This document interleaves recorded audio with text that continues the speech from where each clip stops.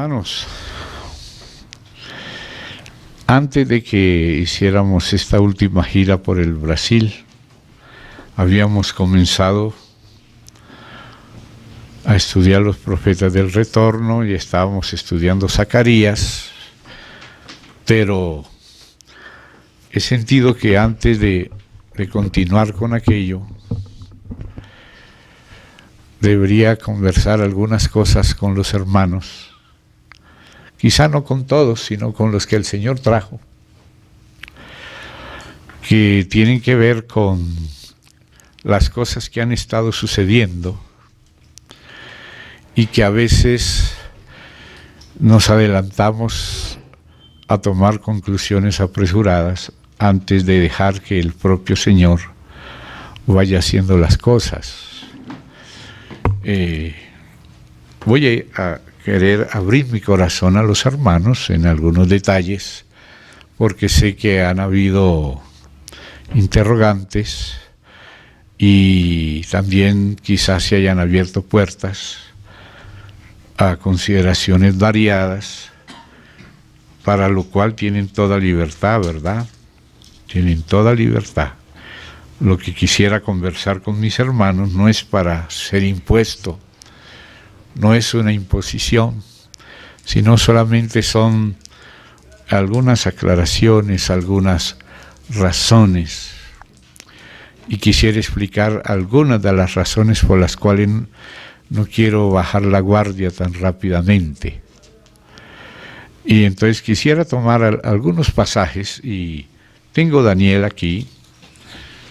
Si ustedes me acompañan a Daniel para ver algunas frases.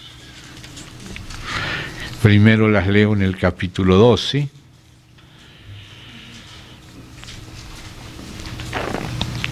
En el capítulo 12, en el versículo, voy a leer desde el verso 6 para tener mejor el contexto.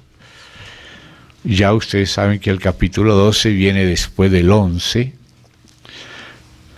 y en la última parte del 11, desde el verso 31, se nos describe, hasta terminar el capítulo, el gobierno del anticristo durante la gran tribulación.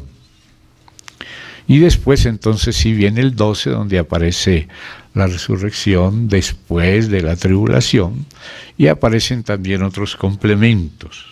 Cuando ya Daniel paró de indagar, todavía había tinta en el tintero de la profecía del Señor. Entonces muchas de las cosas desde el capítulo 7, incluso desde el 2, fueron aquella indagación movida por el Espíritu de Cristo, como nos lo enseña Pedro. Entonces Dios iba respondiendo a esas indagaciones. Si se paran las indagaciones, se queda mucha tinta en el tintero, pero en la medida que el mismo Espíritu mueve nuestra intercesión, nuestra búsqueda, nuestras preguntas, el Señor va respondiendo poco a poco. Y es necesario preguntar sinceramente a Dios e indagar para ir recibiendo de Dios la ayuda, porque la senda de los justos es como la luz de la aurora, que va en aumento hasta que el día es perfecto. Entonces, después de lo revelado a Daniel, dice en el verso 5, y yo, Daniel, miré, y he aquí otros dos, porque ya había visto varios ángeles que vinieron por causa de la indagación del mismo Daniel. Dice, a causa de tus palabras yo he venido. Y dice, y he aquí otros dos que estaban en pie, el uno a este lado del río, era ese río Ulai que aparece en el comienzo de esta visión, que comienza desde el capítulo 10. Esta perícopa es una sola visión que ocupa 3 capítulos. El 10, el 11 y el 12 son una continuidad. Pero ahora al final de eso, dice, y el otro al otro lado del río, 2 ángeles. Y a eso se refiere Y por eso Pedro dice que aún los ángeles salen a mirar esto, ¿ve?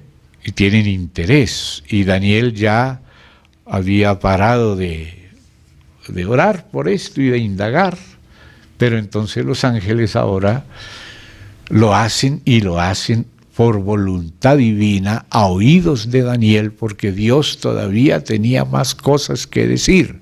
Cuando uno piensa que las cosas ya terminaron, no han terminado todavía. Entonces dice, y dijo uno, verso 6 de Daniel 12, al varón vestido de lino, aquel que aparece en el 10, capítulo 10, que estaba sobre las aguas del río, aquel que había jurado, ¿cuándo será el fin de estas maravillas? Porque a veces nosotros adelantamos el fin, ¿ve? Pero aquí es un proceso por etapas, progresivo, y ahora pregunta es por el fin de la cosa. Y oí al varón vestido de lino que estaba sobre las aguas del río, el cual, y a esto me refería también ahora, alzó su diestra y su siniestra al cielo y juró.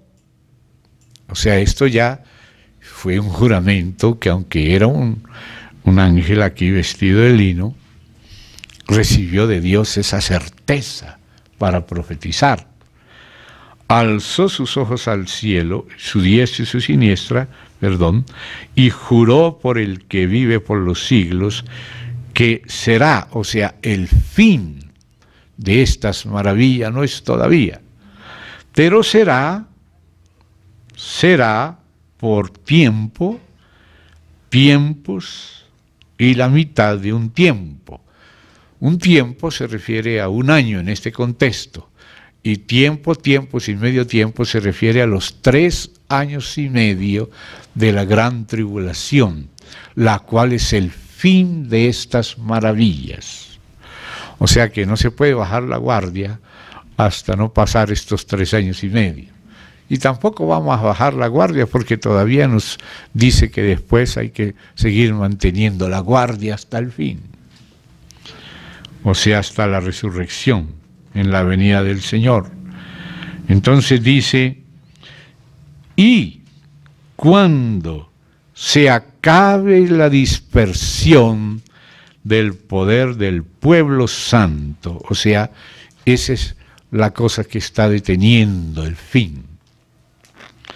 Todas estas cosas serán cumplidas, todas ellas. O sea que algunas se van cumpliendo poco a poco y otras poco a poco, pero ¿a quién está esperando Dios?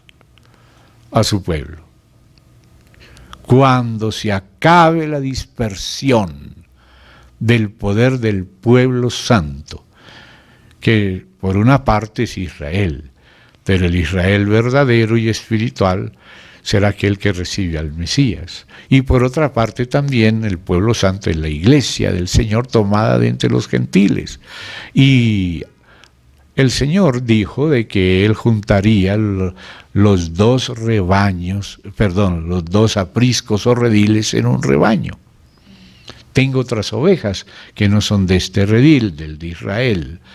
A estas también debo traer, y será un solo rebaño y un solo pastor, como también lo había profetizado el Señor por Miqueas, capítulo 5, versículo 3, diciendo, y vamos a leerlo para tenerlo en cuenta, y volvemos acá, Miqueas.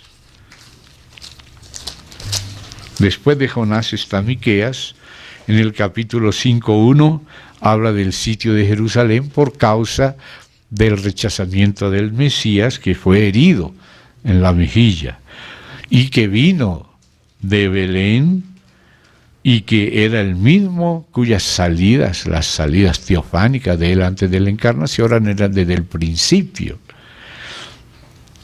Pero dice el verso 3, pero los dejará, o sea que el Mesías que nació en Belén, que ya preexistía y que había sido la teofanía divina en el Antiguo Testamento, que al nacer en Belén, ya como hombre, fue crucificado y y fue golpeado, como dice allí en el verso 1, y por eso vino el sitio a Jerusalén, ¿no?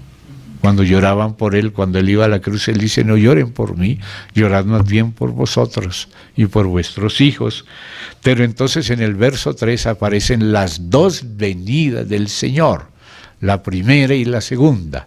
Y cuando dice los dejará, quiere decir que ya vino cuando nació en Belén y lo crucificaron, entonces murió, resucitó y se fue.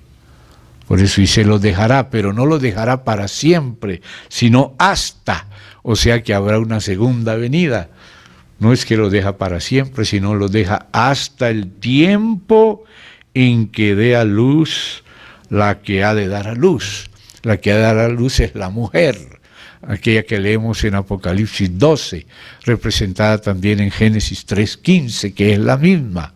Entonces, Israel era parte, el Israel del tiempo antiguo, del Antiguo Testamento, es parte de esa mujer que cuando se describe tiene parte del Antiguo y parte del Nuevo. Y por eso Dios se presentaba como un marido de Israel, por lo tanto ella era como la mujer de él. Pero luego aparece la iglesia y ahora Cristo es el esposo y la iglesia es la esposa. Y aquí viene hablando de Cristo, porque es el mismo del Antiguo Testamento que continúa en el Nuevo. Entonces dice, los dejará cuando ascendió hasta que, cuando va a volver. ¿Mas cuándo va a volver? Cuando dé a luz la que ha de dar a luz. O sea, Israel debe recibir al Mesías y también debe haber la unión en Cristo, por causa de Cristo y del Espíritu, de los que de Israel reciban al Mesías con los de la iglesia que viene desde los gentiles. Entonces por eso dice acá, léalo con sus ojos, y el remanente o el resto de sus hermanos, porque ya viene hablando de Israel, que es parte de la mujer, pero el Israel mesiánico, el que reciba al Mesías, porque Jesús dijo, si no creéis, se lo dijo Israel, si no creéis que yo soy, en vuestros pecados moriréis. O sea que no por ser israelita se es hijo de Dios. Si no recibe al Mesías, en sus pecados morirá.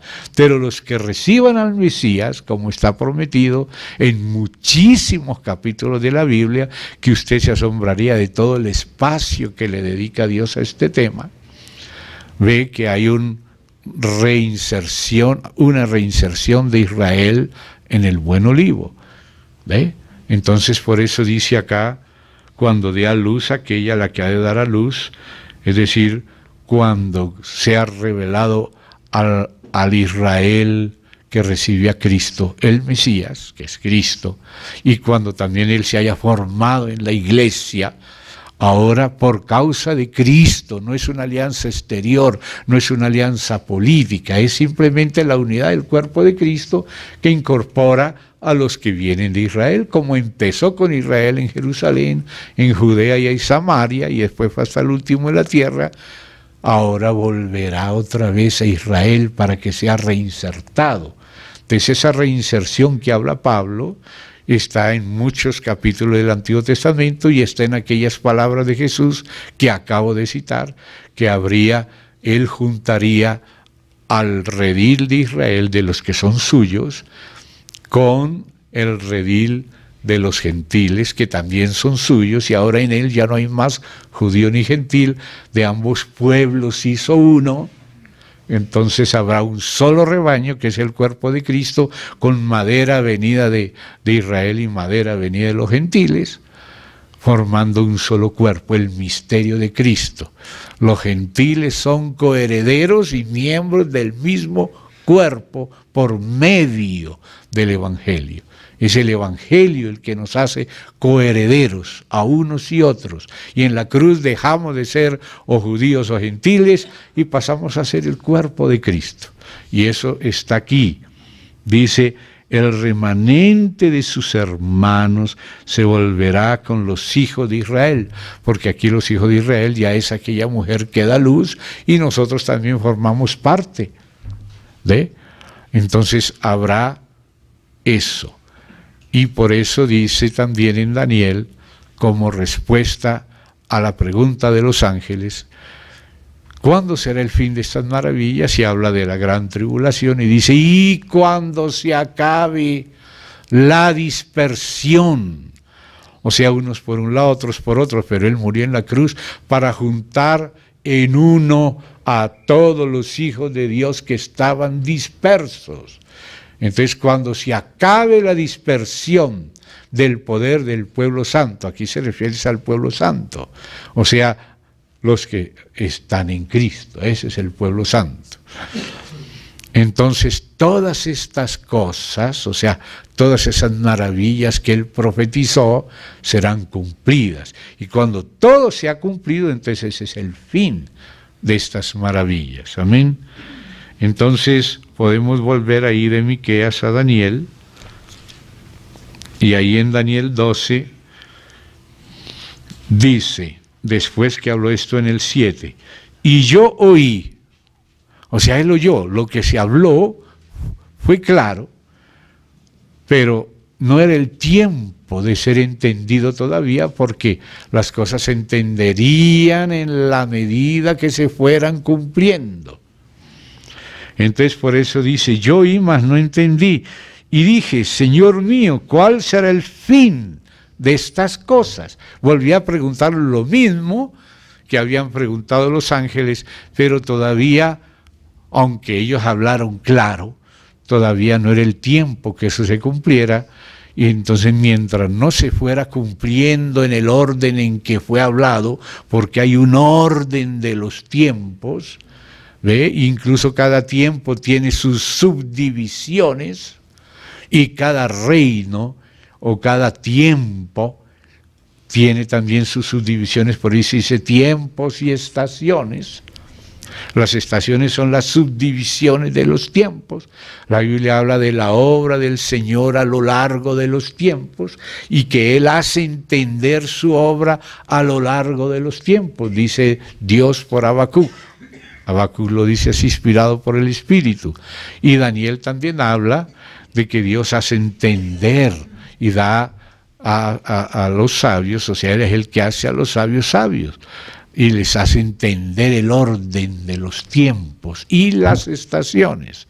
Entonces aquí dice, él respondió, anda Daniel, pues estas palabras, o sea, todo lo que él no entendió, que era más allá de su tiempo, están cerradas y selladas, pero no dice que están cerradas y selladas, sino hasta el tiempo del fin. Muchos, incluso ya antes, le había dicho así, en el verso 4, tú Daniel cierra las palabras y sella el libro hasta el tiempo del fin. O sea que el libro está sellado, pero en el fin estará completamente abierto, pero no se abrirá de golpe, sino según el orden de los tiempos, en la medida que se va cumpliendo. Y luego dice, muchos correrán de aquí para allá. Cuando lo lees en el hebreo, hay esa variante de entendimiento que se refiere no a correr solamente aquí en el mundo, sino recorrer el libro. Recorrer el libro. Y la ciencia se aumentará. Y algunos entienden no solo de la ciencia moderna y de correr en este tiempo, sino de recorrer el libro e irlo comprendiendo. Eso también está incluido en el sentido del hebreo. Por eso algunos comentaristas subrayan también ese aspecto. Entonces dice, y ahora miré, ¿y ve? Y vienen las preguntas, y él pregunta lo mismo. ¿Cuál será el fin de estas cosas? A los ángeles se les respondió, pero a Daniel se le permitió oír que lo escribiera. Y lo escribió, aunque él no lo entendió, era para los del tiempo del fin, lo deberían entender. Porque él viene, toda la profecía, el Señor desde el principio le habla de que le va a hacer entender las cosas, como las dice aquí, si ustedes las pueden ver acá, al final del capítulo 10 y comienzo del 11, le dice el 10:20, ¿sabes por qué he venido a ti? porque ahora tengo que volver para pelear contra el príncipe de Persia. Él estaba en el tiempo de Persia y todavía el imperio persa no terminaba su tiempo.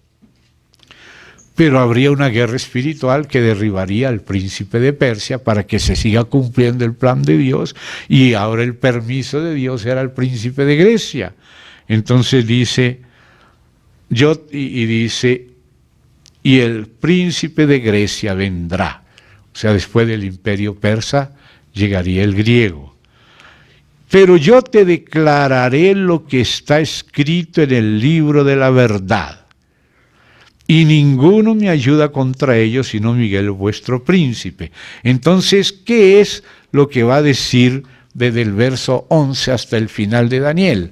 Lo que está escrito en el libro de la verdad. Ya le declaró cosas hasta aquí, pero ahora desde ahí le va a declarar las cosas hasta el fin. Y entonces ahí comienza a mostrar cómo lo que al principio había parecido como 4 reyes, no eran 4 personas, sino 4 posiciones de gobierno, 4 reyes distintos. Y aquí es cuando nos damos cuenta que lo que era el segundo rey en el capítulo 7, con donde habla de 4 reyes, el segundo que era Persia, que luego en el 8 describe al de Persia y al de Grecia, ¿no? Y aquí habla otra vez del de Grecia, y luego describe cómo de Grecia pasa a Roma, y de Roma pasa al final, al gobierno final, tanto la parte típica como la parte definitiva. Y entonces dice el 2, y ahora yo te mostraré la verdad. Ya le había mostrado la verdad hasta aquí, pero ahora le va a dar más luz.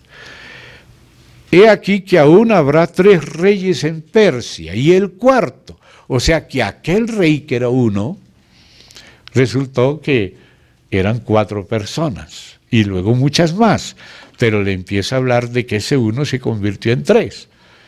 ¿Ve? O sea que era Ciro el persa, luego su hijo Cambises, y luego el mago Esmerdis Bardilla, que se disfrazó a la muerte de Cambises y se tomó el reino, hasta que después fue descubierto y lo recuperó Darío Histaspes, y debajo de ese rey resulta que hay una dinastía, y con sus ires y venires, porque Esmerdis Bardilla no era ni siquiera de la dinastía, sino que fue un embaucador que aprovechó la muerte de Cambises para decir que él era heredero, y los engañó por un tiempo hasta que Darío Histaspes lo descubrió y lo bajaron.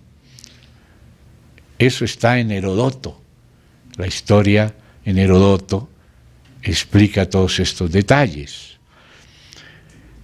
Y entonces dice, pero yo te declararé lo que está escrito en el libro de la verdad, y ninguno me ayuda contra ellos, sino Miguel, vuestro príncipe. Así como tenía su príncipe Persia, tenía su príncipe Grecia, y así todas las demás naciones tienen su príncipe, como está en Efesios 6, que se basa en esta película de Daniel 10 al 12, también Israel tiene su príncipe, y el príncipe de Israel es Miguel, y por eso él les ayuda contra los otros príncipes.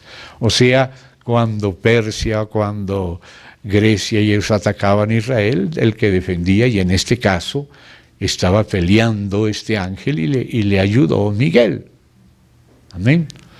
Entonces, ahí lo que está escrito en el libro de la verdad es todo esto, el capítulo 11 y el 12.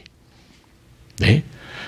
Entonces, todo eso es un proceso que abarca desde la época de Persia, porque ese libro fue escrito en el 10, en el año 3 de Ciro, rey de Persia, fue revelada esta palabra. O sea, todo el capítulo 10, 11 y 12 fue revelado a Daniel en el año 3 de Persia.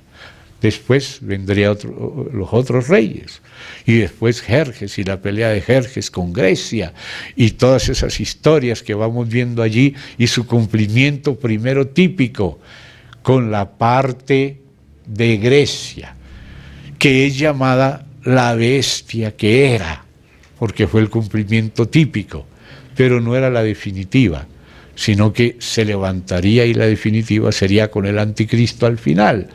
Pero entonces Dios, como hace repetir la historia, primero una parte tipológica para que nos ayude a comprender la otra parte, y por eso después del capítulo 7 está el 8, que nos hace ver ese cumplimiento primero típico y después definitivo. Eso también nos tiene que ayudar a comprender el presente.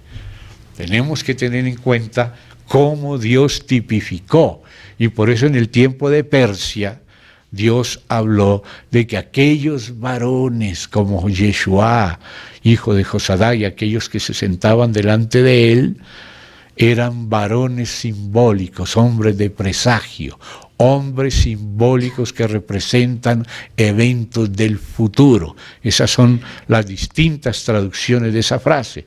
La última es de la King James, traducida al portugués, donde esa frase es muy clara.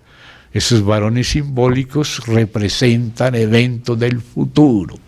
O sea que Dios nos quiere enseñar con esos símbolos, con esos cumplimientos, tipos, para que podamos valernos de ella, porque son símbolos del tiempo presente, del tiempo del fin. Entonces, todo esto tenemos que tenerlo en presente para poder tener los elementos completos de discernimiento de nuestro tiempo. Nosotros no podemos adelantarnos a nuestro tiempo, pero sí podemos atrasarnos, o en nuestros tiempos podemos desviarnos. Entonces tenemos que ir a la par que los acontecimientos se van desarrollando. ¿Se da cuenta como se le dijo a Daniel? Daniel, y sigamos leyendo ahí, estamos ahora ya en el 12. Daniel dice, estas palabras están cerradas y selladas, pero no hasta siempre, hasta el tiempo del fin. Entonces, muchos serán limpios y emblanquecidos y purificados, los impíos procederán impíamente, y ninguno de los impíos entenderá, pero los entendidos comprenderán. Y ahora viene y agrega, y desde el tiempo que se ha quitado el continuo sacrificio, o sea, cuando comienza la gran tribulación y se establece la abominación desoladora para causar desolación durante toda la tribulación. Y entonces le preguntan, hasta la abominación desoladora habrá 1290 días. Aquí, a la mitad de la semana, los 3 años y medio, le agrega 30 días, porque si fueran años normales, lunares, serían 1260. Pero como es la semana 70 es una séptima semana, es la 17ª semana. O sea, cada 7 semanas, cada 6 años, el 7º año es un año sabático. Luego, a la segunda semana, o sea, el 7, el 14, otro año sabático. El 21, otro año sabático. El 28, y al llegar al 70 es el último año sabático, pero la semana 70 es una semana sabática de remisión. Entonces, aquí ya hemos dicho, pero voy a repetirlo rápidamente, en la Biblia aparece el año lunar y el año solar, y hay un calendario lunar y hay un calendario solar, y esos dos calendarios, que uno tiene el lunar 360 días, el solar 365, un cuarto, tienen una diferencia que Dios la estableció en los cielos. Dios la hizo.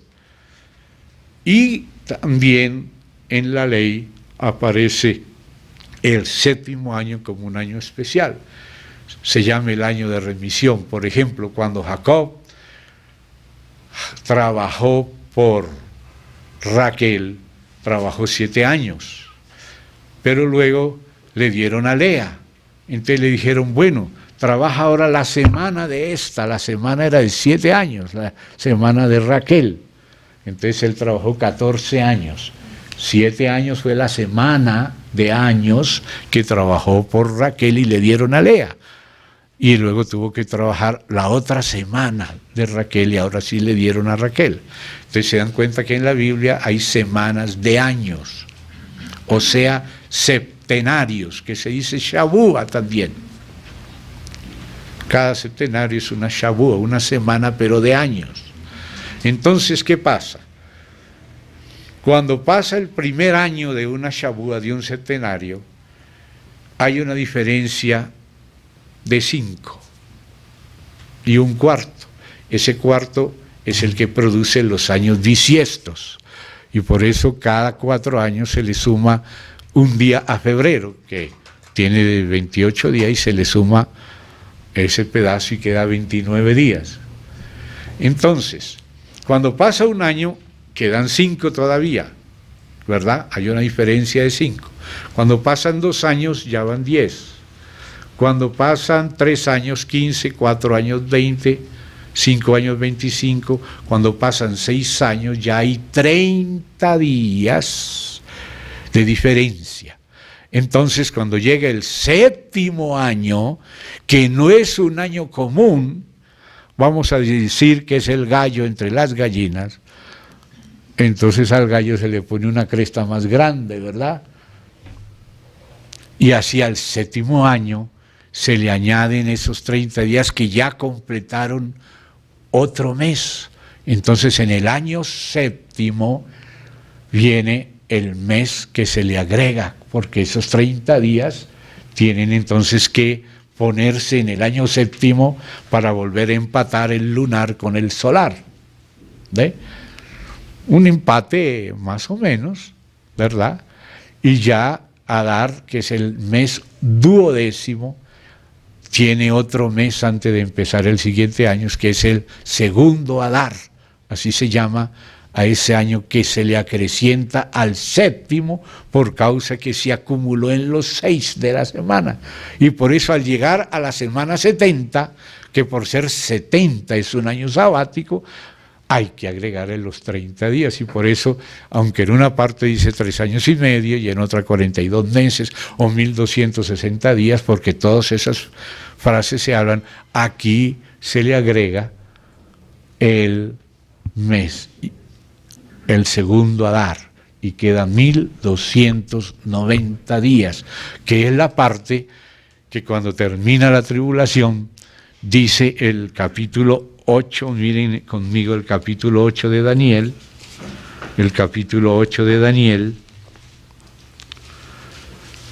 dice el versículo 14, la pregunta en el 13 es, le hace un santo a otro, 2 santos están hablando en ese contexto que vio en profecía Daniel, y dice, entonces oyó a un santo que hablaba, y otro de los santos preguntó a aquel que hablaba, ¿hasta cuándo durará la visión del continuo sacrificio?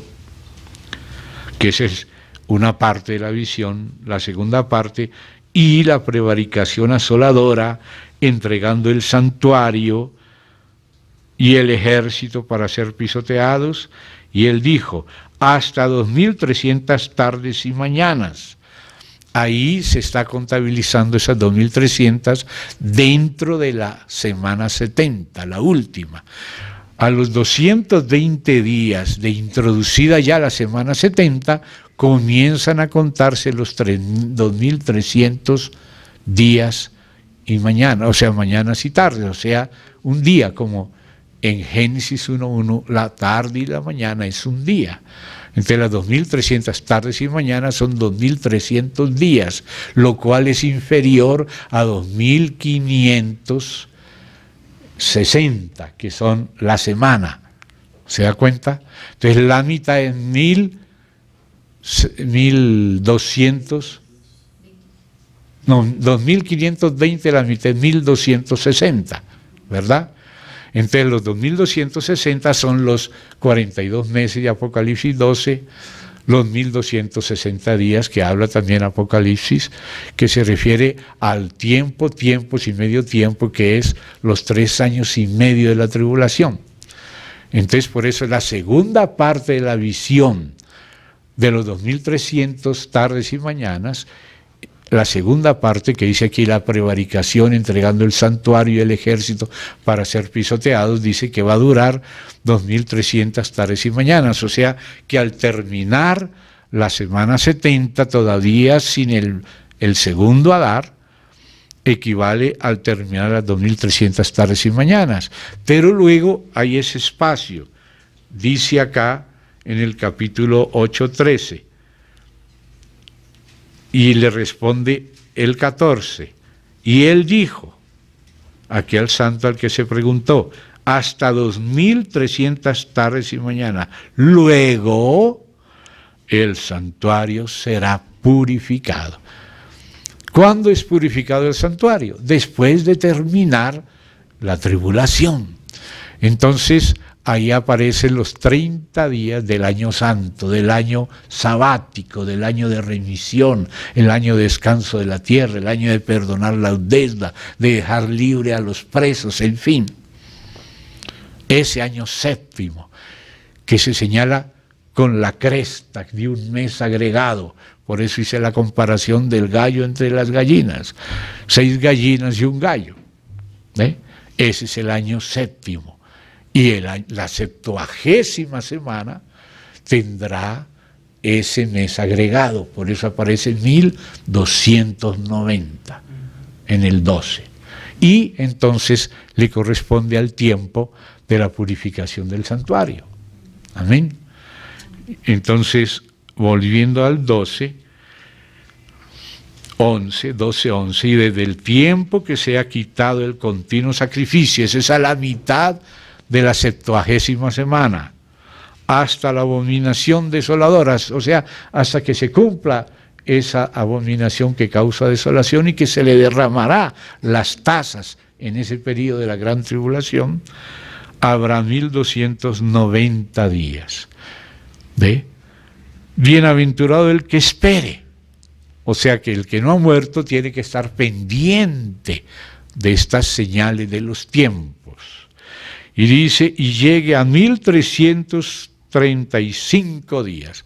O sea que en esos 45 días adicionales, algunas cosas se van a completar para la preparación del milenio, ¿verdad? Y entonces el Señor estableció que hay una bienaventuranza si alcanza a esperar hasta ese día. ¿Ve? Porque ahí ya empieza el milenio. No digo que empieza tal día, pero sí la venida del Señor, no sabemos el día y la hora, pero lo que se dice después de esos 1335 es, y tú irás hasta el fin. O sea, Él esperará todo lo que tenga que esperar. Y reposarás. Habrá un reposo, ¿verdad? Y te levantarás para recibir tu heredad al fin de los días. ¿Cuándo es el fin de los días? ¿Cuándo es el fin de estas maravillas? Lo que él no entendió. Entonces es cuando se acabe la dispersión, todo se cumplirá. Viene el Señor, ahí la resurrección, que se habla en el 12, ¿ve? Ahí se levanta Daniel, pero también todos los demás se levantan con Daniel. Pero entonces no dice que se levantará a los 1335 días, pero que hay que esperar hasta ahí. ¿Se da cuenta? Entonces no tenemos que irnos ni al extremo de negar esos días, ni al extremo de pretender decir el día y la hora del Señor, pero sí cuando está cerca, o sea, es en esos días. O sea que el fin abarca toda la tribulación, no es un día solo el fin. ¿Cuándo será el fin? Entonces juró, ¿no?, que sería por 3 años y medio, y cuando se acabe la dispersión del poder del pueblo santo, estas cosas serán cumplidas. Pero cuando dice estas cosas, o sea, estas maravillas, no viene hablando solo de la gran tribulación, porque él ya venía, la profecía venía desde antes, hablando muchos detalles, lo que está escrito en el libro de la verdad por etapas, o sea, el tiempo tiene sus estaciones. Entonces nosotros debemos entender las estaciones de los tiempos. Entonces vamos a ver una que nos va a ayudar a poder entender la última, porque por eso tenemos que poner atención a las primeras y cómo las primeras se fueron entendiendo en la medida que iban sucediendo las cosas.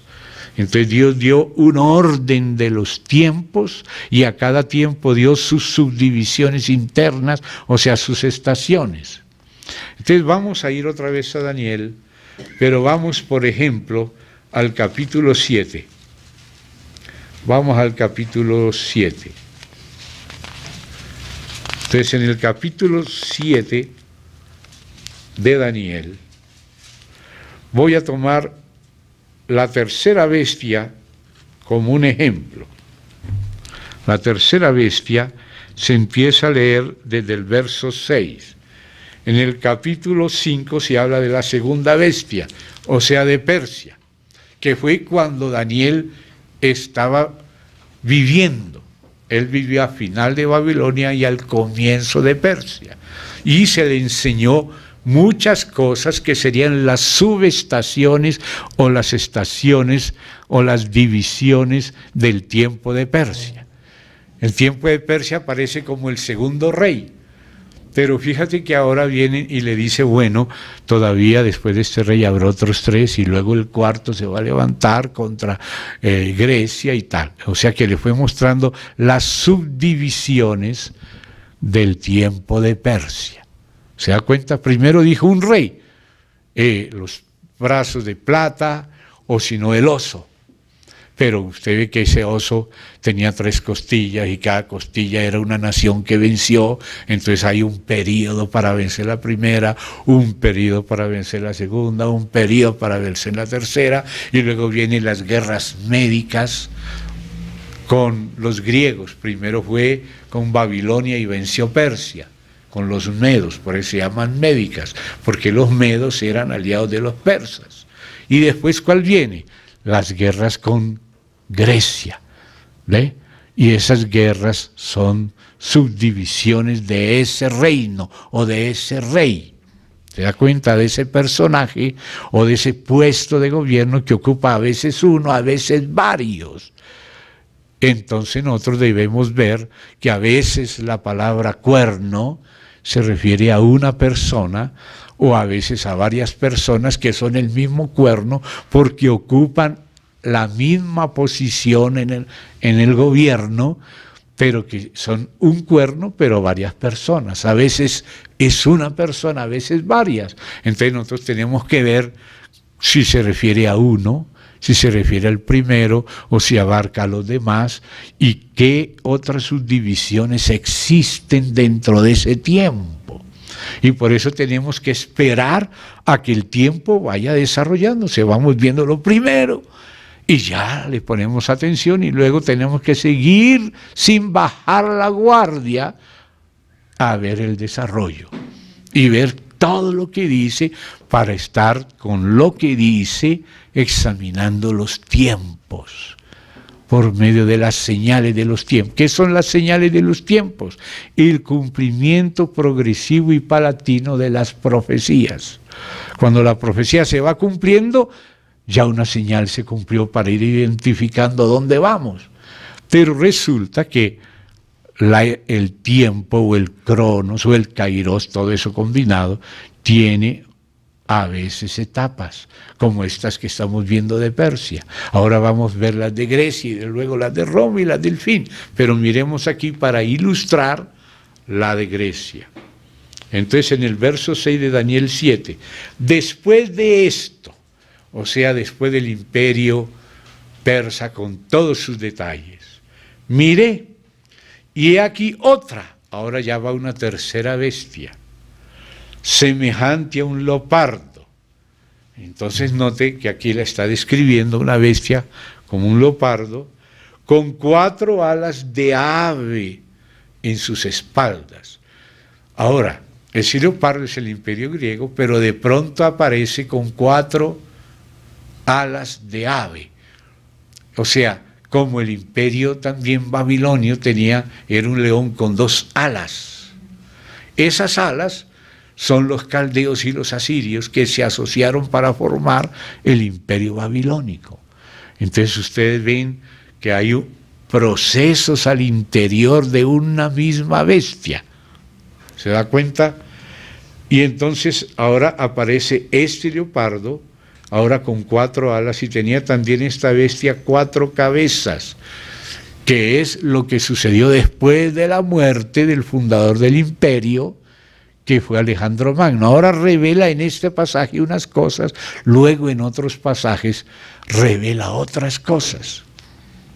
Entonces fíjese que la primera vez que aparece el imperio griego, aparece como las piernas y como el vientre y los muslos de la estatua de Nabucodonosor, que eran de bronce. Después en el capítulo 7 aparece como un leopardo, y ese leopardo con 4 alas y con 4 cabezas. Y dice acá, en el verso 6, tenía esta bestia 4 cabezas y le fue dado dominio. Leamos ahora cuando le da más detalles a esta tercera bestia, y ya no aparece como un oso, sino que en el capítulo 8 ustedes ven que aparecen 2 animales ahí, un carnero con 2 cuernos, que en el verso 20 dice del 8, en cuanto al carnero que viste, que tenía 2 cuernos, estos son los reyes de Media y Persia. Entonces aquí ya te das cuenta que lo que en el capítulo 7 era un reino, aquí en el capítulo 8 ese reino es un cuerno, el de Persia, y el de Grecia es otro reino. Pero nos damos cuenta que hubo varios reyes o varias personas que fueron el cuerno de Grecia. O sea que en este caso, en el caso de Persia, cada cuerno, tanto el de Media como el de Persia, tenía varios reyes. O sea, eran varias personas que eran esos 2 cuernos. Los reyes de Media eran un cuerno, que salió primero, pero no creció tanto. Y los reyes de Persia, que en el 12 nos muestra que son varios, aún hay 3 y después el 4, esos distintos reyes, que ya mencionamos sus nombres, eran el segundo cuerno de este carnero. Entonces, en el caso de los cuernos del carnero, no era el cuerno una sola persona, sino varias personas que ocupaban el puesto. ¿Se da cuenta? El puesto de los reyes de Media, que es un cuerno, son varias personas, pero que ocupan el mismo puesto. Y lo mismo con Persia.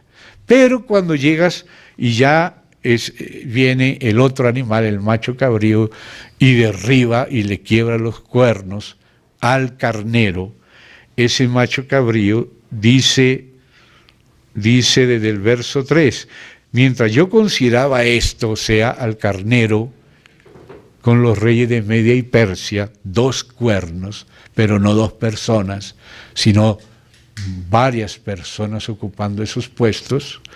Entonces dice acá, he aquí un macho cabrío, ese es ahora el imperio griego. Macho cabrío venía del lado del poniente, o sea, del occidente, porque Grecia queda al occidente y Persia al oriente. Sobre la faz de toda la tierra sin tocar tierra, y aquel macho cabrío tenía un cuerno notable entre sus ojos. Aquí aparece un cuerno. Pero cuando explica este cuerno, en el verso 21, y es Gabriel el que lo explica, porque si tú te das cuenta, dice desde el 16, oí una voz de hombre entre las riberas del Ulai que gritó y dijo, Gabriel, enseña a este la visión. O sea, la del carnero, la del macho cabrío y la guerra entre los 2 y cómo el cabrío vence al carnero. ¿Ve? Entonces nos damos cuenta que en el 16 el que enseña la visión es el ángel Gabriel. Vino luego cerca donde yo estaba y con su venida me asombré, y él es el que dice, entiende, hijo de hombre, porque la visión es para el tiempo del fin, porque esta visión no termina solo con la guerra entre Grecia y Persia, sino que continúa con los sucesores de Grecia hasta Antíoco Epifanes como tipo del anticristo, y entonces continúa hasta el final. Entonces hay que entender eso. Entonces ahora llega a Grecia y dice Daniel: el macho cabrío, verso 21 del 8, es el rey de Grecia, y el cuerno grande que tenía entre sus ojos es el rey primero. Entonces, en el caso de Grecia, el cuerno primero era el grande, y los cuernos pequeños simbolizaron varias personas. Pero aquí este cuerno grande representa a una sola persona, el rey primero de Grecia, o sea, Alejandro Magno. Entonces, él fue quebrado, dice así. Y en cuanto al cuerno que fue quebrado, porque el grande es el rey primero. Entonces aquí un cuerno grande representa una persona, y a veces un cuerno pequeño representa también una, como en el caso de Antíoco Epifanes, o también un puesto, como por ejemplo se le dan los 10 cuernos del final a un cuerno pequeño que se va a engrandecer. Se le da al final autoridad sobre todas las naciones, pero primero solo 10 se la dan, y es pequeño, después se engrandece. Y ese final es la bestia, pero la bestia representa el imperio del anticristo. Pero el imperio del anticristo también, ese personaje tiene sus etapas. Y ahora nos tenemos que preguntar, y era la pregunta que ya nos hacíamos desde que estudiamos en el 2010, en el libro de Señales de los Tiempos, hay un capítulo que se llama así, hacia el final, el penúltimo, o antepenúltimo, entre los 3 finales. El título es ¿Solo un cobrador de impuestos? ¿Por qué hablamos del cobrador de impuestos? Porque el cobrador de impuestos aparece al finalizar el Imperio Romano, pero que después continúa y aparece un vil. Y ese vil aparece todo desde ahí, desde el verso 18 entra el príncipe de Roma, como se habla con el mismo lenguaje de Daniel 9, se habla en el 11:18. Note, vamos a leer Daniel 9, en el versículo 26, después de las 62 semanas se quitará la vida al Mesías. O sea, Cristo muere en la semana 69. ¿Ve? Cuando se completa. Mas no por sí, Él muere por nosotros. Pero ¿qué viene cuando matan al Mesías? Viene el Imperio Romano y destruye el santuario en el año 70. Y continúa el Imperio Romano hasta el fin. Entonces dice así: y el pueblo de un príncipe que ha de venir destruirá la ciudad y el santuario, que fue el Imperio Romano, cuando con Tito destruyeron el templo y destruyeron Jerusalén. Entonces ahí nos damos cuenta que ese príncipe que ha de venir es el Imperio Romano, que continúa hasta el fin.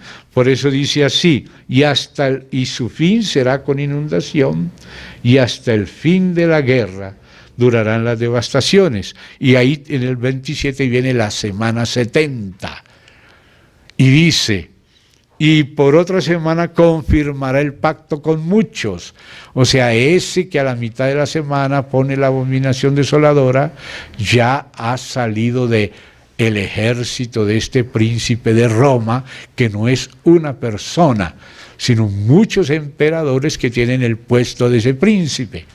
Y que continúa hasta que le salen los 10 cuernos, y entre ellos sale uno pequeño que se va engrandeciendo, y al fin, no al principio, al fin se le da a toda tribu, pueblo, lengua y nación.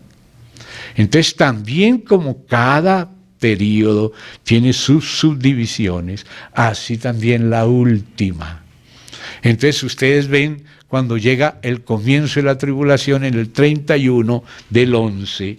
En el 31 del 11 dice: y se levantarán de su parte tropas que profanarán el santuario y la fortaleza, quitarán el continuo sacrificio y pondrán la abominación desoladora. Eso es lo que dijo Jesús. Cuando viereis en el lugar santo de que habló Daniel, donde no debe estar la abominación desoladora, el que le entienda, porque ahí le dijeron cuál era la señal del fin. Entonces él dijo lo que todavía no era el fin, lo que ya era el principio y ahora sí lo que es el fin, como cuando es el fin de estas maravillas. Lo mismo que preguntó Daniel. Entonces en el fin tenemos la continuación de ese príncipe que había de venir, que es Roma, pero que avanza a lo largo de los siglos como dos piernas de hierro y llega a los dedos de los pies de hierro mezclado con barro, y ahí, en ese reino dividido, formado por 10, que forman los 10 un reino pero dividido, y que esos 10 gobiernan por poco tiempo junto con la bestia, y que se le da a ella, los 10 le dan el poder a esa bestia, y usa la palabra bestia como imperio.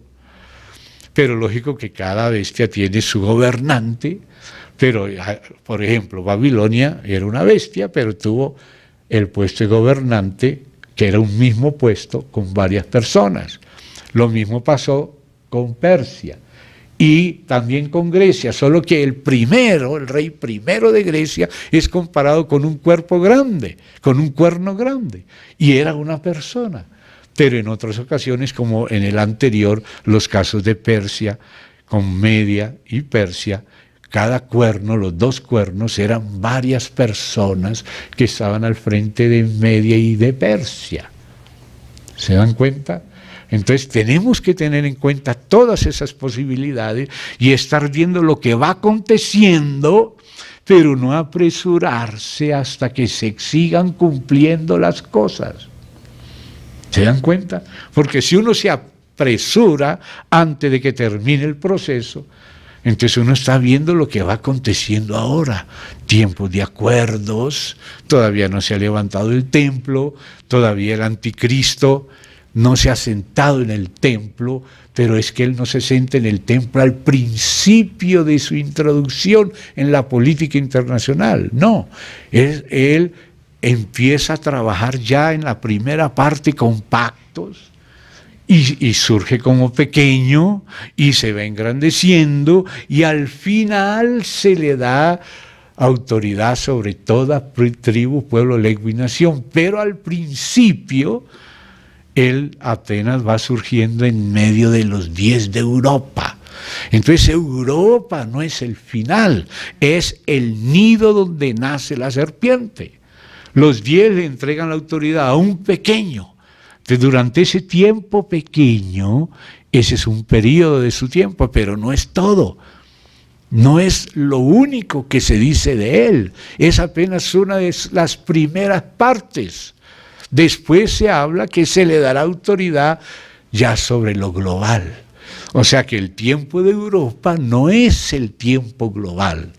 El tiempo de Europa ya se está dando en nuestros tiempos, pero el global todavía está vigente, no está vigente, está, digamos, el trono global todavía no es su tiempo. ¿Por qué? Porque no se ha levantado todavía el templo. Apenas se va a colocar el sacrificio continuo para colocar los cimientos y levantar el templo, y cuando el templo esté levantado, ahí se pone la abominación desoladora y ahí empieza el reino del anticristo como gobernante mundial. Pero el puesto del gobernante mundial todavía está vacío.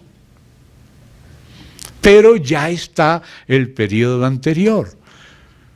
Pero, ¿quién será el que se siente cuando llegue el templo? El que ya venía siendo declarado desde antes, pero tiene distintas etapas. Entonces, si todavía estamos en una etapa, no podemos exigirle que cumpla todo, pero tampoco podemos dejar de ponerle los ojos. Si va a ser el mismo, o va a ser un sucesor, o si el sucesor solo está reemplazándolo en cuanto a Europa, pero así como Samper terminó en Colombia y se fue para la UNASUR, Y como Gaviria salió de Colombia y se fue para la OEA, y así como Mockus salió de Bogotá y quería llegar a Colombia, así una persona que está en Europa, que nace pequeño en Europa entre 10 cuernos, puede estar esperando el momento que llegue la hora del globo, no la de Europa. La de Europa es apenas el nido donde nace el cuerno pequeño, pero ese se va engrandeciendo. Y a ese es al que se le da el gobierno mundial. O sea que la persona o el cargo del gobernante de Europa, quien Europa le da el gobierno, primero es pequeño y primero es en Europa. Pero eso no es todavía el fin. Hay que seguir vigilando el resto de la profecía. Hay que seguir, no hay que bajar la guardia. Ah, no, pero se le acabó el tiempo en Europa. Sí, pero es que ni siquiera ha comenzado el global. Todavía ni siquiera el templo ha sido levantado. Pero la persona, mientras esté viva, yo no dejo de vigilarla. Porque tenemos es que seguir vigilando cómo se desarrolla la profecía. Pero hay que ver hasta dónde ya se ha desarrollado y hay que ver lo que continúa. ¿Ve? Entonces no hay que bajar la guardia demasiado rápido. ¿Entienden, hermano? Hay que seguir vigilando lo que esté sucediendo. A ver cómo se encaja. Porque uno comprende la profecía en la medida que se va cumpliendo. Pero no hay que bajar la guardia porque hay partes que siguen hablando. No que es pequeño y ahí se acaba, no. Ahora, al pequeño tiene un tiempo de engrandecimiento y después toma la posición global. No hay que confundir la posición en Europa, que apenas es el nido donde nace la serpiente, con la posición global que es después y que recién ahí es el fin. Pero resulta que cuando se habla de ese personaje, aquí en el 11, mire cómo en el 11:31 dice, se levantarán de su parte. ¿De parte de quién? Si tú solo lees desde el 11, que es ahí cuando comienza el gobierno del anticristo, te das cuenta que él ya venía desde antes. Entonces en el 18 dice, volverá después su rostro a las costas, tomará muchas, mas un príncipe, ese es el de Roma, venciendo a Antíoco Epifanes en la tipología, hará cesar su afrenta y aún hará volver sobre él su oprobio. Eso fue la victoria de Roma sobre Grecia, sobre aquellos cuernos que le salieron a Grecia, que en el capítulo 8 aparecen otra vez. Volvamos al 8. 8:8. Y el macho cabrío se engrandeció sobremanera. O sea, el rey primero. El cuerno grande, que en este caso no era una sucesión, sino solo Alejandro Magno tuvo esa posición sobre toda Grecia. Pero dice, estando en su mayor fuerza, aquel gran cuerno fue quebrado, y en su lugar salieron otros 4 cuernos notables hacia los 4 cuernos del cielo. Esos 4 cuernos que le salieron al cuerno grande, que era el rey primero, y era solo una persona, cada uno de los 4 cuernos que le salieron fueron 4 generales, pero que tuvieron dinastía. Esos 4 cuernos ya no es una sola persona, pero sí es un puesto. Entre ellos está el cuerno de Siria, ¿ve? De los sirios, Seleuco, Nicadonor, y de uno de esos 4, o sea, de una de esas dinastías, se fue desarrollando hasta llegar a Antíoco Epifanes, tipo del anticristo. Pero ese cuerno que fue también el pequeño, porque dice acá, mírenlo, en su lugar de Alejandro Magno el Grande, salieron otros 4 cuernos, pero estos cuernos ahora no eran 4 personas. Sí eran al principio 4 personas. Entonces, cuando uno está viendo, murió Alejandro Magno, Y ahora viene la otra noticia. ¿Qué pasó? Se repartió, había sido que repartió el gobierno de todo el imperio griego a sus amigos, a los diádocos, los 4 generales. A Antígono le toca tal, a Lisímaco le toca tal, a Ptolomeo le toca tal, a Seleuco le toca tal.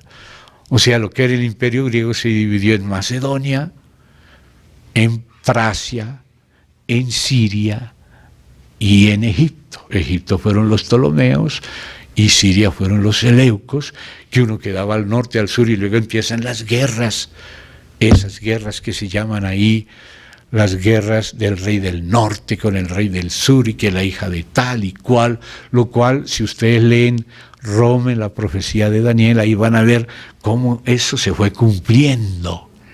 Pero hay un primer cumplimiento que llega hasta Antíoco Epifanes. Si tú lees Primera de Macabeos, ahí ves la historia entre Alejandro Magno y Antíoco Epifanes. O sea, como este cuerno pequeño en tipología se fue desarrollando hasta llegar a ser tipo del anticristo. Pero lo que ha de ser fue ya. Lo del anticristo final ya se cumplió tipológicamente en el anterior, como hemos estudiado eso varias veces. Entonces se da cuenta que lo de un cuerno no es tan simple. A veces es uno, a veces son varios, es un puesto, a veces lo ocupa uno como Alejandro Magno, o a veces lo ocupan varios como la dinastía de los Seleucidas, que incluye a los Antíocos, que son parte de la dinastía de los Seleucidas, que viene de Seleuco primero Nicanor, que fue ese cuerno. Entonces, si nosotros estamos viviendo en la época de Grecia, tan pronto vemos que aparecen los 4, bueno, pero pensamos que era uno solo o eran varios. Hay que esperar.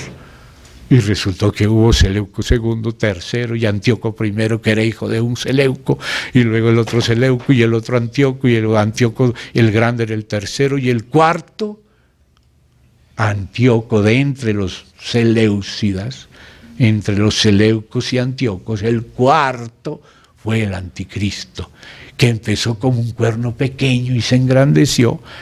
Entonces nos damos cuenta que uno de esos cuernos, como dice aquí el 8, mírenlo, y en lugar salieron otros 4 cuernos notables hacia 4 vientos del cielo, 8, 9 ahora, y de uno de ellos, o sea, de los 4 generales, que fue Seleuco I Nicanor. ¿Cómo lo sabemos? Porque se cumplió en él la profecía.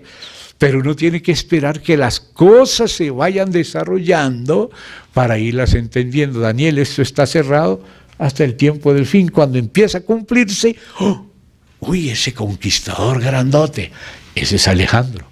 Ah, pero ese va a morir, sí, va a morir. Van a salir 4, sí, vamos a ver. Y ¡pah! Se muere y salen 4. Ah, de uno de esos 4, vamos a ver cuál es. ¿Será uno? ¿Serán 4 solamente personas o 4 puestos, y cada uno de esos puestos con muchas personas? No sabemos, porque a veces el cuerno es uno y a veces son muchos. Entonces lo que nos aclara es el cumplimiento. Entonces no hay que bajar la guardia demasiado rápido, ¿me entienden, hermanos?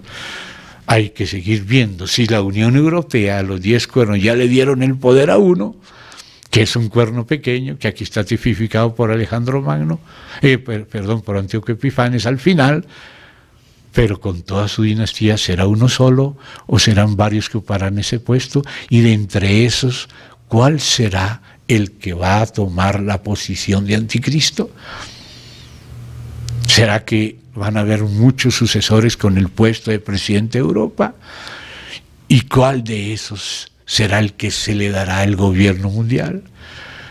Entonces uno pues puede oler, mirar a ver la historia de cada uno, mirar qué posibilidad, porque todavía el trono del gobierno mundial está vacío, pero ha de ser ocupado por ese cuerno pequeño que nace entre los 10, que puede ser uno o puede ser varios. Tenemos que analizar, ¿se da cuenta? Analizar, no cerrar las cosas y decir, chao y sabemos, ya salió Rompuy. No ha salido. Rompuy está vivo. Donald Tusk es apenas el sucesor de Rompuy, y no para el mundo. Todavía no sabemos. Es solo para Europa. Y Europa es apenas una de las federaciones que van a ser 10 que gobiernan el mundo entero. Entonces tenemos que no bajar la guardia, sino seguir atentos a todo lo que acontece con cada uno que esté ahí merodeando o que haya empezado, que sigue haciendo.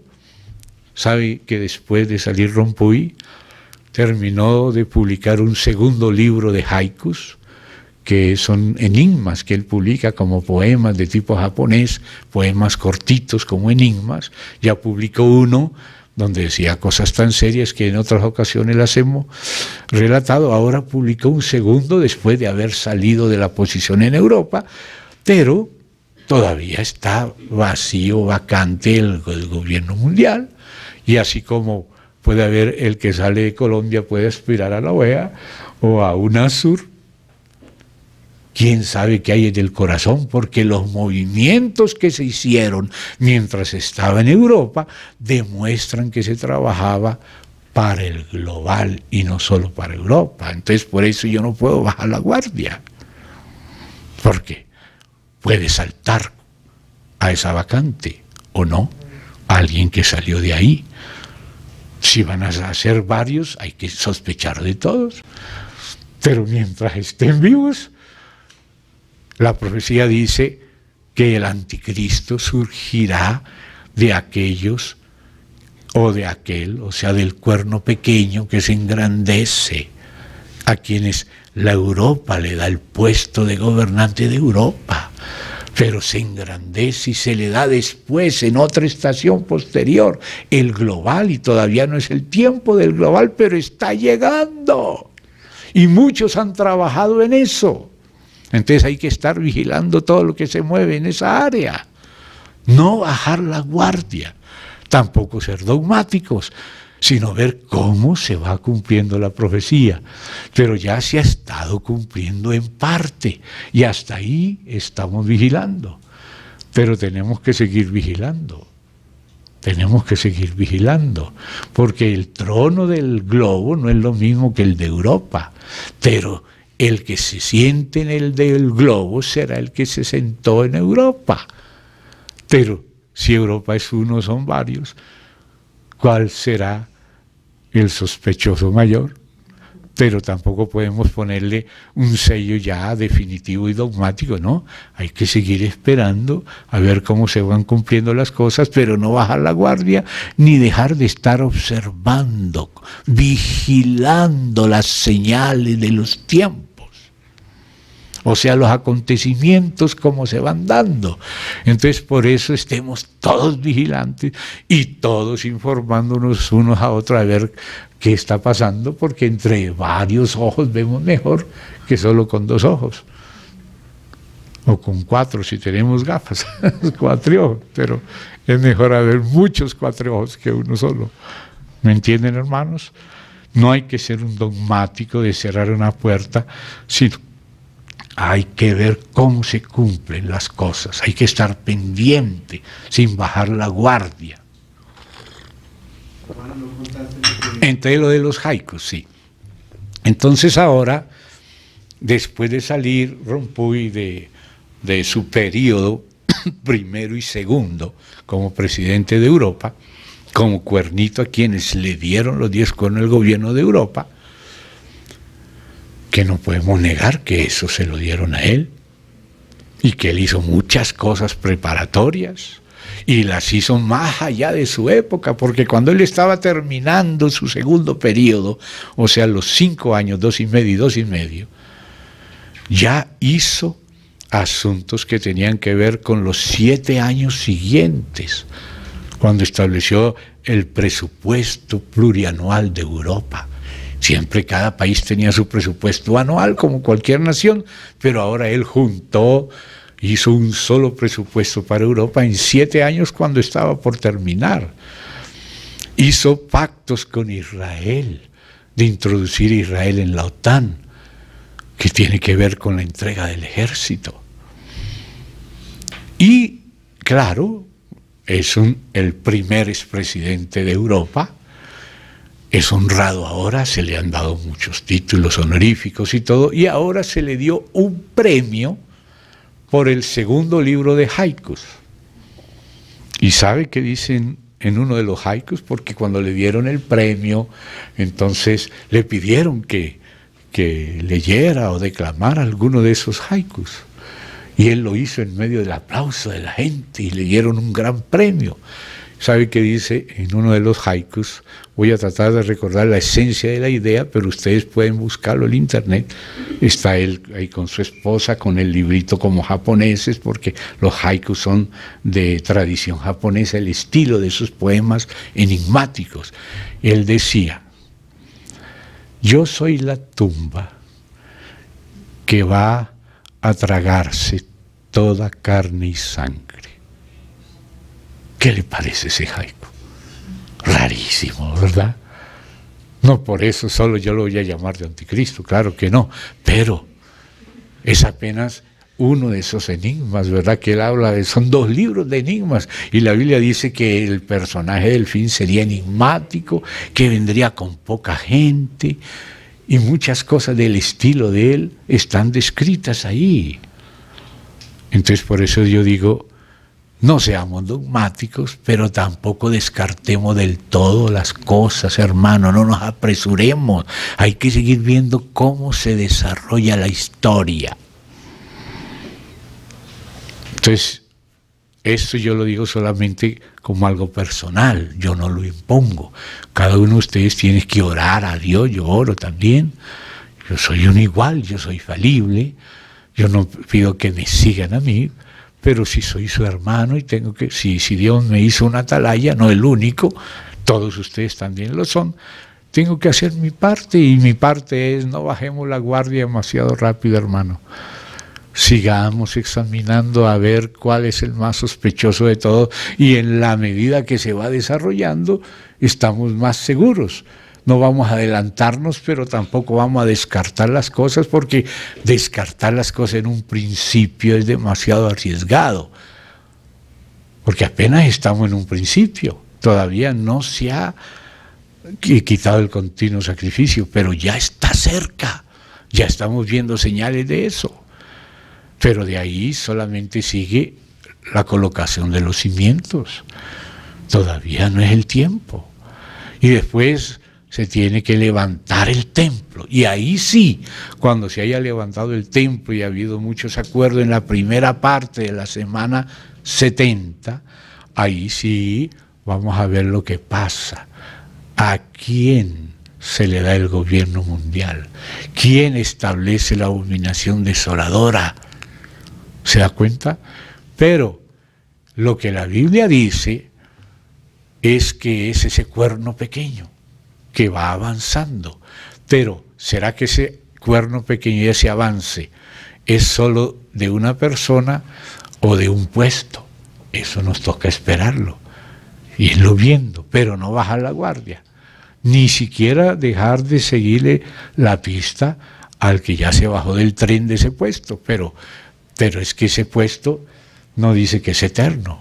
El de Europa es el nido, pero al personaje se le dará, y ese personaje aparece desde antes. Por eso tengo abierto, y con esto ya termino, tengo abierto aquí el 11, cuando dice el 31,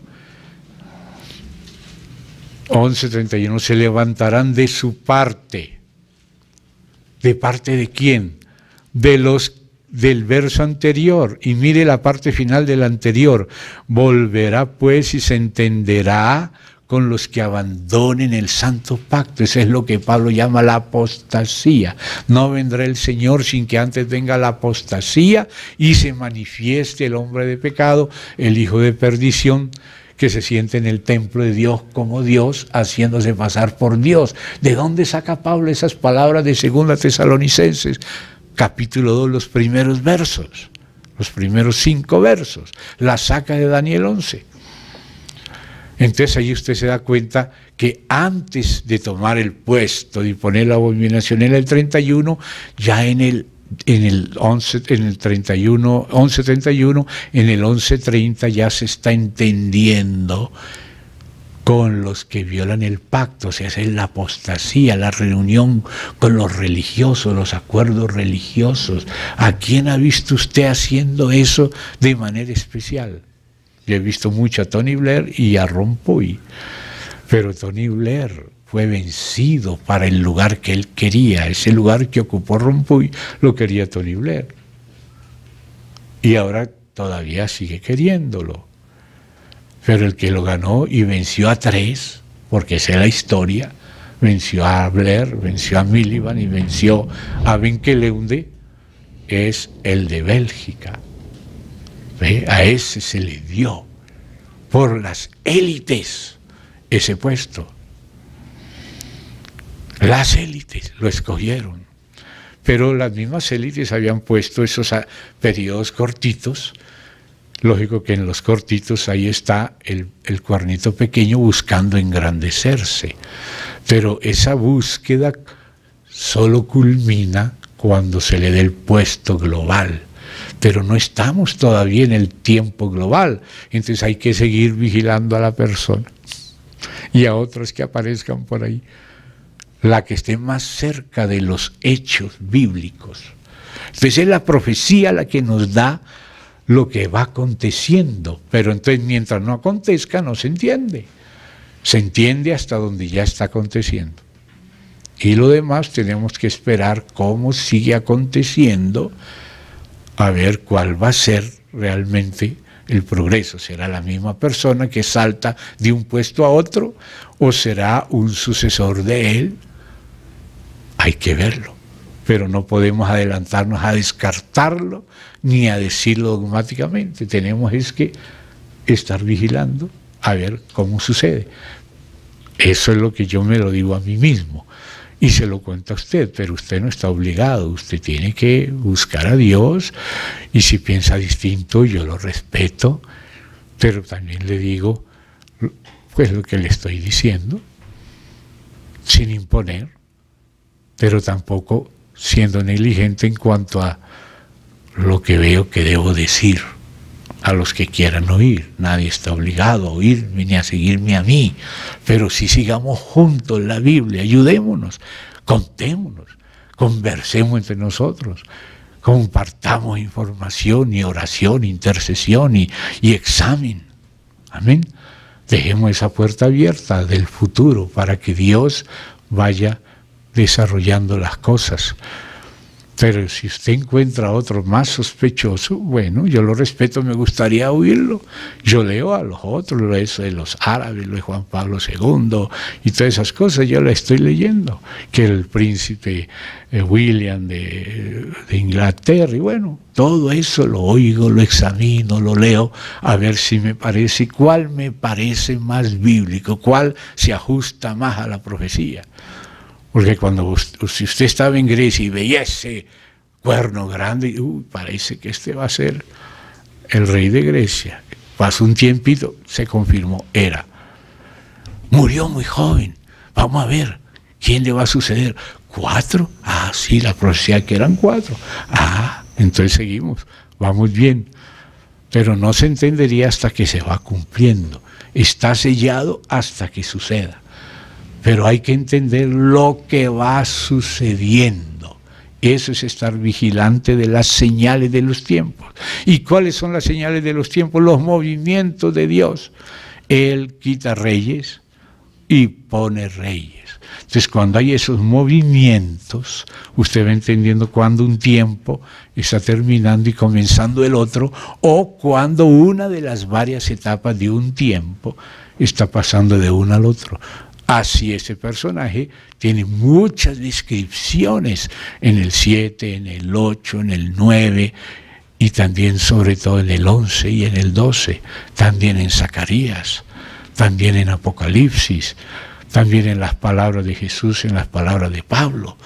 Así que hay muchos elementos que nos ayudan a estar midiendo las cosas sospechosas, y por eso desde el principio yo les decía, ¿qué tiene que hacer el atalaya? El atalaya tiene que ver lo que pasa en la noche. De pronto hay un movimiento raro. Uno no puede decir, se escapó la mujer de fulano con sutano. Si solamente fue unos ruidos en un árbol, no sabemos, no hay que exagerar.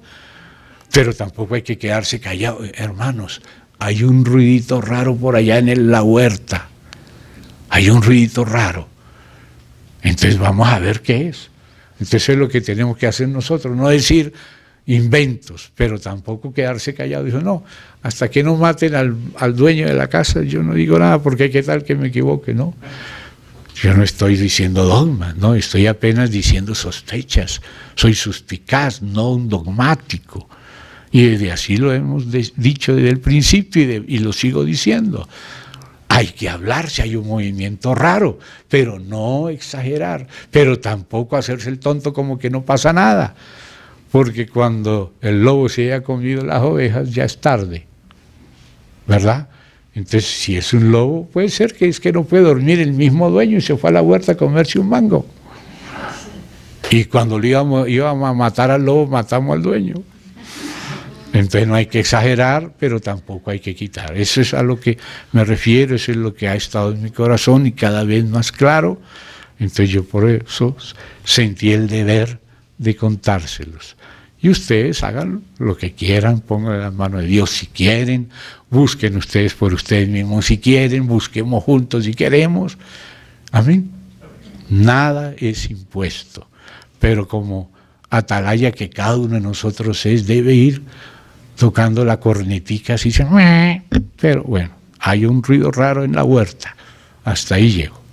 Pero sigamos vigilando, no bajemos la guardia, hermano, no pensemos que esto ya está concluido, no está concluido, está en pleno andamiento y hay que estar con los ojos alertas y todos avisándonos unos a otros y complementándonos en los pedazos del rompecabezas para poder tener más conciencia de lo que está pasando, porque no da para uno solo estar pendiente de todos. Todos tenemos que estar pendientes de todo lo que podamos y no lo compartimos. Y seguimos vigilando y por favor no baje la guardia. Digo, hasta que la persona no se muera, no baje la guardia. Y si se muere, espere un tiempo, porque tal que resucite, claro, con un ojo medio ciego y con un brazo medio torcido, pero bueno, hay que seguir vigilando hasta el final. Gracias, hermanos. Oremos a Dios. Padre amado, hablamos delante de ti, Señor, no queremos pretender poner punto final dogmáticamente, ni tampoco queremos descuidar lo que tú escribiste en la palabra, sino munirnos de ella. Te suplicamos que nos des más herramientas, que nos des discernimiento y que no nos pasen las cosas sin que nos demos cuenta. Abre nuestros ojos, concédenos estar vigilantes y concédenos entender lo que está pasando, si es algo relacionado, aunque no sea definitivo, porque también muchos anticristos hay, pero un final. Queremos comprender todo el proceso hasta el fin y sabemos que no podemos adelantarnos, pero no queremos que cuando llegue la hora estemos dormidos o distraídos. Pedimos que tú nos ayudes, Padre, en el nombre del Señor Jesús. Amén. Y adorar a ti,